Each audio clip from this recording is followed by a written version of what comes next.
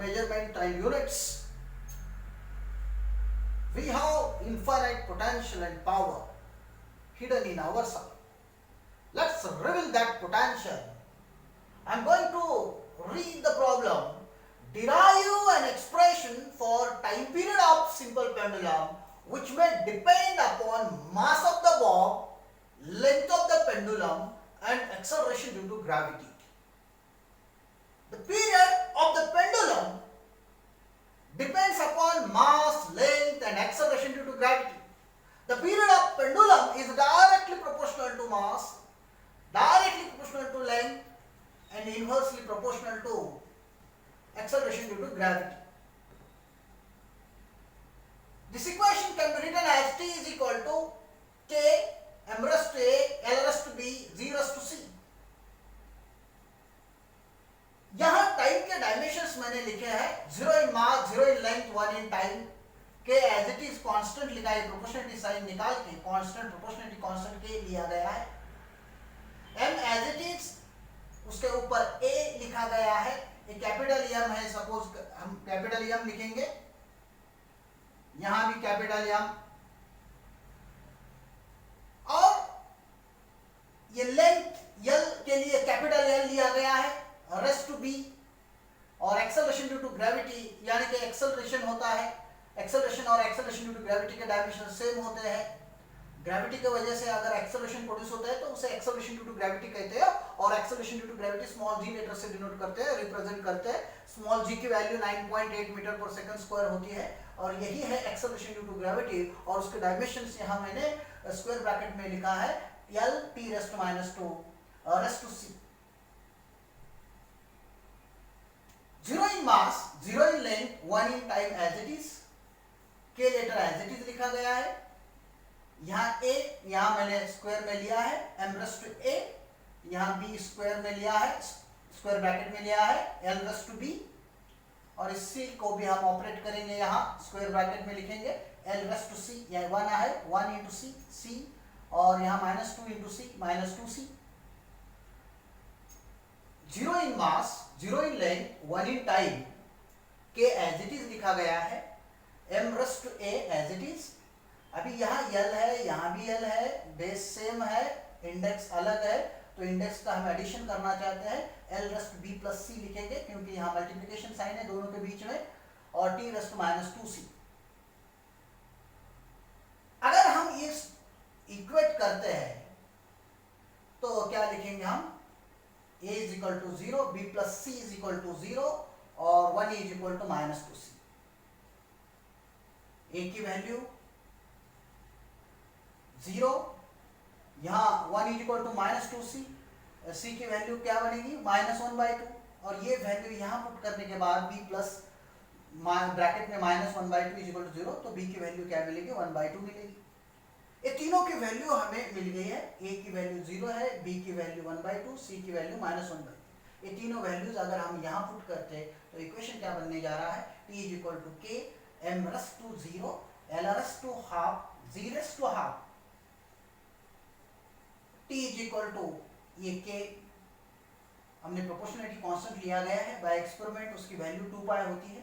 ये रूट में ऐसे डाल सकते हैं हम, L raised to 1/2, Z raised to 1/2 है, L raised to 1/2 और Z raised to -1/2 है, क्योंकि यहाँ C का पावर -1/2. तो इस इक्वेशन को हम इसी तरह लिखते हैं, स्क्वायर रूट में डाल सकते हैं L/Z, क्योंकि 1/2 यानी कि स्क्वायर रूट, L का 1/2 यानी कि स्क्वायर रूट में L, और Z raised to -1/2 यानी डिवाइड में स्क्वायर रूट में Z.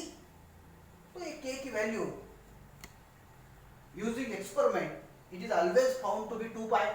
So this equation going to become T is equal to 2 pi under root L upon Z. This is the equation for the period of the pendulum, and period of pendulum depends upon length of the pendulum, acceleration due to gravity and mass of the bob. मैंने यहाँ और एक बार आपको बताना चाहता हूँ कि period जो होता है पेंडुलम का 3 फैक्टर पर डिपेंड करता है, mass, length, acceleration due to gravity. T is equal to K m raised to A L raised to B Z raised to C यहाँ लिखा गया. ये डिपेंड करता है इसलिए प्रोपोर्शनलिटी साइन लिया गया है. T is equal to A proportionality sign निकाल के कांस्टेंट लिया गया है K m raised to A L raised to B Z raised to C.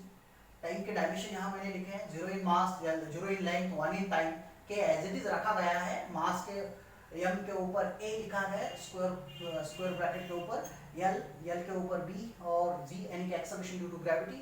Acceleration और एक्सेलरेशन ड्यू टू ग्रेविटी के डायमेंशन सेम होते हैं, l t raised to raised to c, 0 in mass, 0 in length, 1 in time के as it is रखा गया है, m raised to a, l raised to b, l raised to c, t raised to c।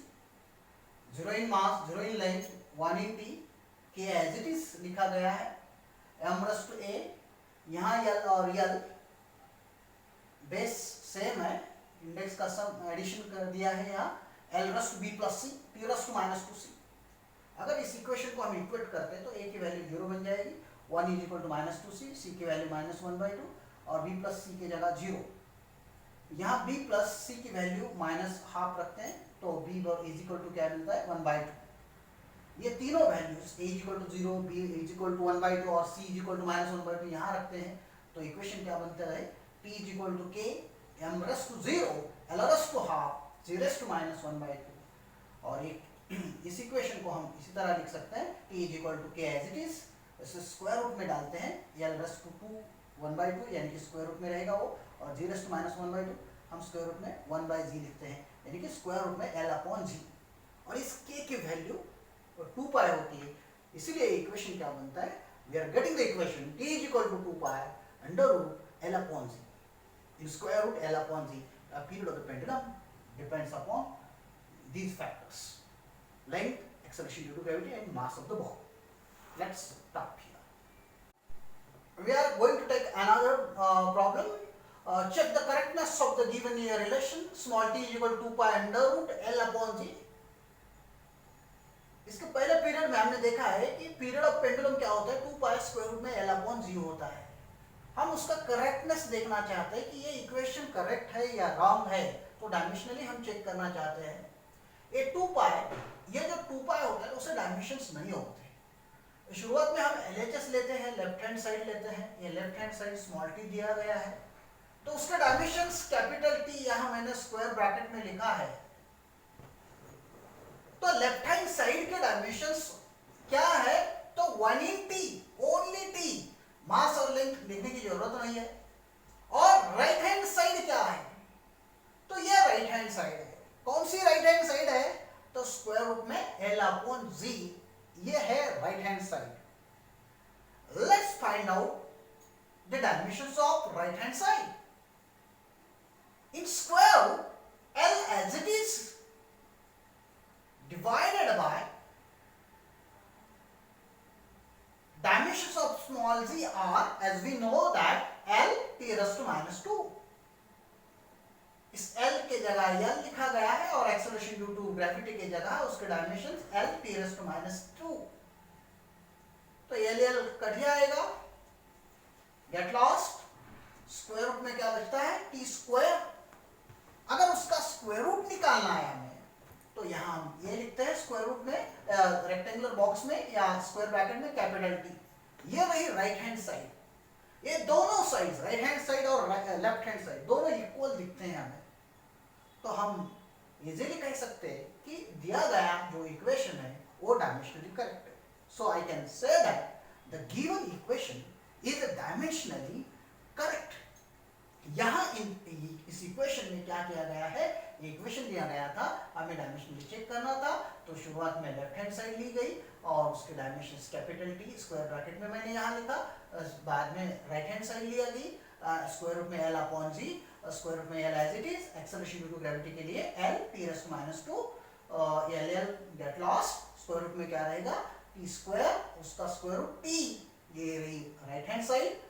ये दोनों side के dimensions हमें same दिख रहे हैं, लेफ्ट हैंड साइड और राइट हैंड साइड के dimensions capital T which is equal to T, ये डायमेंशंस है।